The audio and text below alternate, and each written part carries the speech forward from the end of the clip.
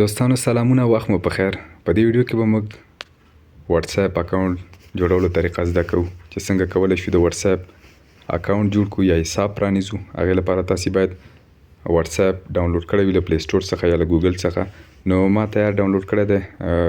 زه به په واتس اپ باندې کلیک وکړم. دلته تیار ما سره یو اکاونټ شته دی. نو غواړم چې دوم اکاونټ هم پرې جوړ کړم په همدې یو واتس اپ برنامه کې. هغه لپاره په دې درې ټکو به کلیک وکړم، بیا به سیټینګز ته لاړ شم. سیټینګز نه وروسته به اکاونټ باندې کلیک وکړم. اکاونټ باندې کلیک کول نه وروسته به دلته دغه آپشن تاسې وینئ اډ اکاونټ.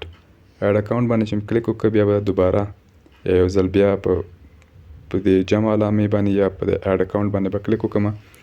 په اډ اکاونټ چې مې کلیک وکړ، دلته به اګري اینډ کنټینیو، بیا په دې شین ځای باندې کلیک وکړم. کلیک کول نه وروسته به ما نه دلته نمبر غواړي، هغه نمبر چې زه پرې غواړم واتس اپ جوړ کړم. نو زه دلته نمبر لیکم، تاسې مو لیکئ کوم نمبر باندې چې تاسې غواړئ واتس اپ جوړ کړئ. زه به نمبر ولیکم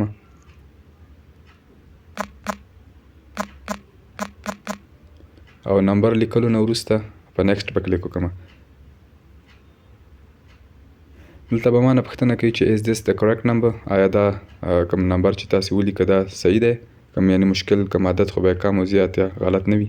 نو که صحیح وو نو تاسې به په یس باندې کلیک وکړئ.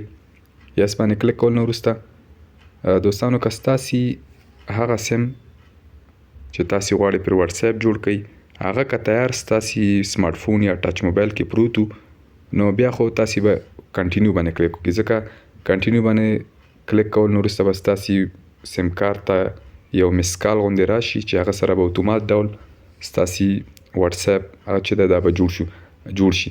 او که په سمارټ فون یا په ټچ موبایل کې مو ستاسې هغه سیم پروت نه وي، نو بیا به په ویریفای انادر وی باندې کلیک وکړئ.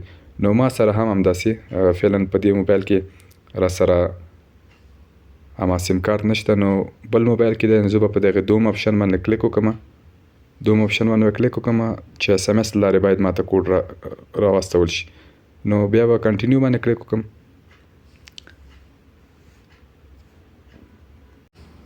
نو دوستانو ماته شپږ عددیزه کوډ سیم ته راغلی دی. نو زه به یې ولیکم. تاسې هم که ستاسو سیم کارت ته راغلی وي تاسې به هغه در سره ولیکئ.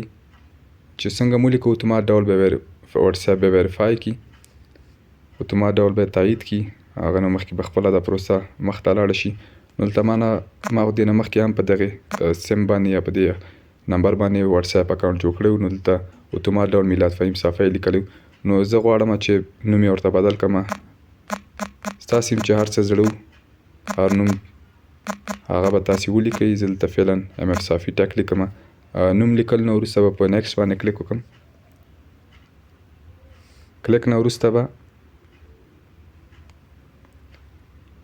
دغه آپشن که تاسې غواړئ چې یو پاسکي یو رمز ورته ولګوئ، بیا خو به په کنټینیو باندې کلیک وکړئ. او که نه وو زه فعلا سکپ کوم. سکپ نه وروسته دلته ما نه پوښتنه کوي اډ ایمیل ټو پروټیکټ یور اکاونټ، یعنې یو ایمیل هغه کوي چې تاسې آینده کې که مثلا ستاسې سیم کارت باندې څه کېږي یا واتس اپ باندې وبخئ. نو بیا که تاسې ایمیل هغه کړی، نو تاسو کوم خبرې چیټینګ چې مو کړی یا خبرې اترې مو کړي یا که وایس میسج یا که همداسې نور، نو ستاسې ډیټا به ضایع کېږي نه یا ورکېږي به نه. هغه لپاره به تاسې اډ میل باندې کلیک وکړئ. زه فعلا نه کوم، زه به سکپ کړم دا ځای. او هغه نه وروسته به لږ منتظر پاتې شو. اډینګ اکاونټ پلیز ویټ ا مومنټ وایي چې تاسې لږ منتظر پاتې شئ یو څو ثانیې. نو تاسې وینئ دوستانو چې دلته د واتس اپ اکاونټ جوړ شوی دی. نو دا وه د نن ورځې ویډیو. که خوښه شوې مې وي در سره لایک یې کړئ. که کوم نظر یا پوښتنه لرئ له موږ سره یې د کامنټ له لارې شریکه کړئ. نو تر بلې ویډیو پورې مې په پاک او مهربانه رب سپارم. هر چیرې چې یاست خوښ او اباد اوسئ.